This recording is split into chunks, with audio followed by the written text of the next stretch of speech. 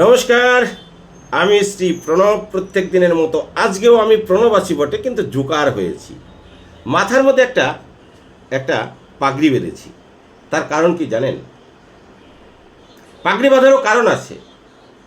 কারণ ছাড়া পৃথিবীতে কোনো কিছু হয় না, কারণ ছাড়া কেউ কিছু করে না, কারণ ছাড়া সূর্য ওঠে না, কারণ ছাড়া বৃষ্টি নামে না। কারণ আছে। বলবো? থাক, বলবো না। কিন্তু যে টপিকটা সেটা না হয় শুনুন। টপিকটা হচ্ছে মানুষের সময় নেই। মানুষকে যদি বলা হয় পুজো করবি, পুজো দিস বাড়িতে, প্রতিদিন নামাজ পড়িস, নামাজটা সবাই পড়ে, ওদের মধ্যে ইউনিটি আছে। আমাদের যে সনাতনী সকল ভাই বোন যারা রয়েছে তাদের নাকি সময় নেই। তারা পার্থিব বিদ্যার থেকে আধ্যাত্মিক বিদ্যার চেয়েও তারা পুঁথিগত বিদ্যায় অনেক বেশি পারদর্শী, এটা বটে। তারা আজকে মহাকাশ, বিভিন্ন বিশেষজ্ঞ, তারা আজকে উন্নয়নের শিখরে পৌঁছে গেছে, এটা অস্বীকার করার জায়গা নেই।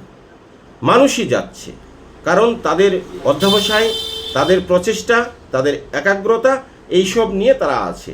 তারা কিন্তু আবার ওই পরনিন্দা পরচর্চা করছে না, তাহলে তারা সেই শীর্ষে পৌঁছাতে পারতো না। এক শ্রেণীর মানুষ যারা পরনিন্দা পরচর্চা করবে, অথচ তাদের বলবে সময় নেই। মানে ঈশ্বরের কাছে বসার সময় নেই, ভাগবত পাঠ শুনবার সময় নেই, গীতা পড়বার সময় নেই। গীতাকে একটা বই হিসেবে, পুস্তক হিসেবে বাড়িতে ঠাকুর ঘরের সামনে রেখে দেয়। একটা করে ফুল, একটা করে বেলপাতা, একটা করে ফুল, একটা করে তুলসী দিয়ে রাখে। গীতা পবিত্র গ্রন্থ। আরে ভাই, গীতা পড়তে হবে। গীতা বাড়িতে রাখার জিনিস না, গীতা বই না, গীতা পুস্তক না, ওইটা গ্রন্থ না।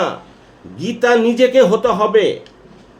গীতা পড়ে সেখান থেকে জ্ঞান অর্জন করে নিজেকে গীতার মতো হতে হবে, তবে হবে সার্থক মানব জন্ম। শুধু গীতা বের করে রাখলাম, মুখস্থ করলাম, ঠোঁটস্থ বললাম, বক্তব্য রাখলাম, বিভিন্ন অনুষ্ঠান করলাম, কিছু পয়সা পাইলাম, পয়সার জন্য বিভিন্ন অনুষ্ঠানে ভাগবত পাঠ করতে গেলাম, না, হবে না। ওতে আধ্যাত্মিক চেতনার বৃদ্ধি হতে পারে না।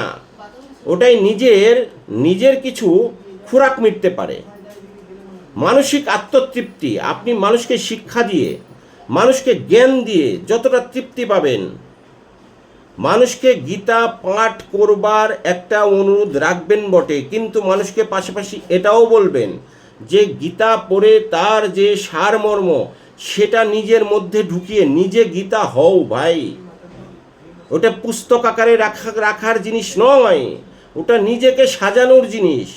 ভগবান শ্রীকৃষ্ণ স্বয়ং অর্জুন, পার্থ এদের সঙ্গে যা করেছেন, যা লেখা আছে, যা বলা আছে, সেটাকে ভালোভাবে আপনি সেটাকে গ্রহণ করে নিজে গীতা সাজুন, তবে হবে মানব জন্ম সার্থক।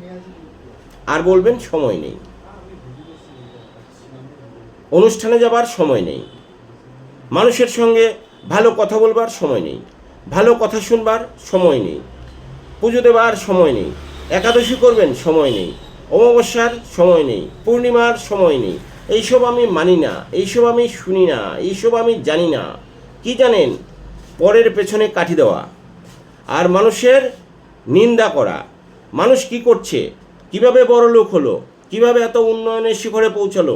আরে ভাই, মানুষেরটা তো দেখেন, আমিও জানি, কারণ দুইটা চোখ এত বড় বড়, আপনার কটা কটা চোখ, এ দিয়ে যা দৃষ্টি, আপনি তো কোনোদিন ডাক্তার কাছে যাননি, চশমাও পরেন না, চশমা ছাড়াই এত দূরে দেখতে পান।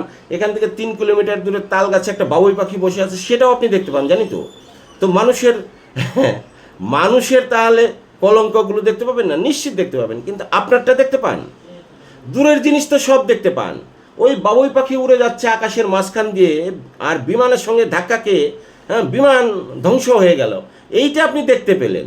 কিন্তু আপনার মধ্যে যে বিবেকের যে দংশন হয়, এটা দেখতে পান না।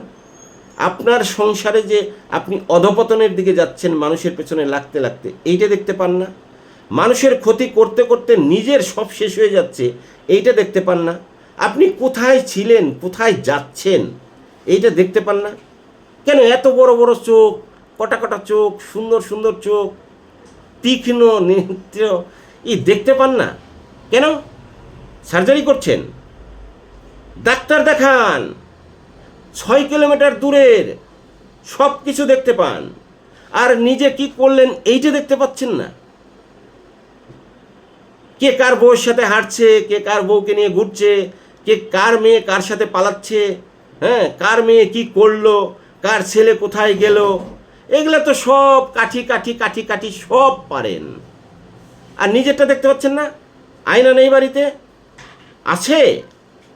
সকালবেলা বাড়িতে কোনো রকম রান্নাবান্না করে সেই যে গুজে নিজে একদম বাড়ির সামনে টবের মধ্যে বসে, হ্যাঁ, আরও 2-5 জনকে ডেকে খুব সুন্দর পারেন, হ্যাঁ, লক্ষ্মী পেঁচার মতো একদম আকাশের মানে মাটি থেকে 300 ফিট উপরে বসে থাকে, অথচ রাতের বেলা কোথায় একটা টিকটিকির বাচ্চা বসে আছে, আরশোলার বাচ্চা বসে আছে, তার তীক্ষ্ণ নজর দিয়ে সব দেখতে পায়। আপনি পাড়ার সবার সব দেখতে পান, গ্রামের সবার সব দেখতে পান, রাজ্যের খবর আপনার কাছে থাকে।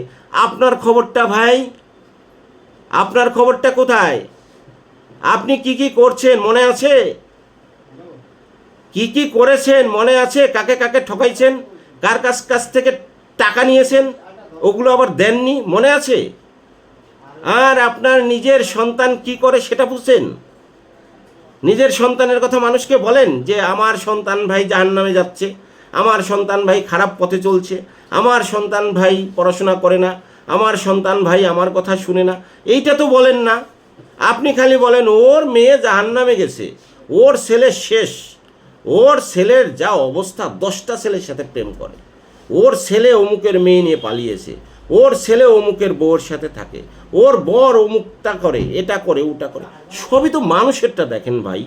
কেন কেন এত দেখতে হবে কেন? ঠিকা নিয়েছেন নাকি? না ঠিকা দিয়েছে, আর কাম কাজ নাই?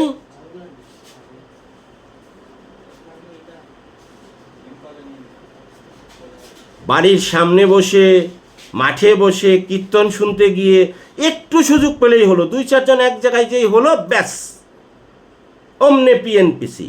এত কেন? এত করতে হবে কেন? নিজের আঙ্গুল কোথায় গেছে সেটা আগে খেয়াল রাখো। নিজে কি কি করছো, নিজে কিভাবে চলছো, কি কি করে এসছো, ওগুলো একবার হিসেব করো, খাতায় লিখো। ডায়েরি না থাকলে আমি কিনে দেবো ভাই, কলম কিনে দেব।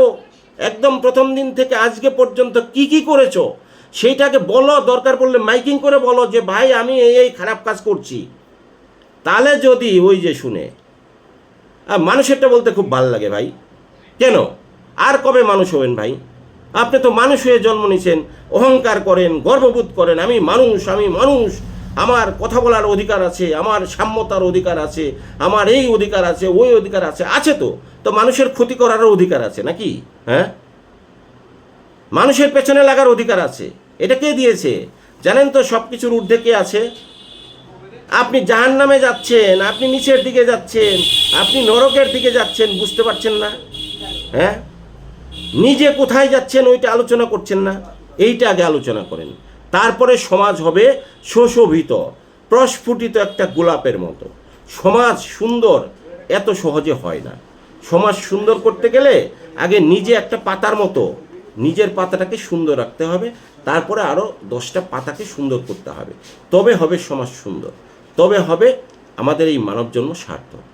আমার ভিডিওগুলো বড় বড় হয়ে যায়, কিচ্ছু করার নেই। বক্তব্য দেওয়া শুরু করলে না থামতে ইচ্ছে করে না। আপনাদের পাড়ায়ও একদিন আমি যাব, আপনাদের অনুষ্ঠান হলে আমাকে ডাকবেন, আমি গিয়ে ঘন্টার পর ঘন্টা বলবো।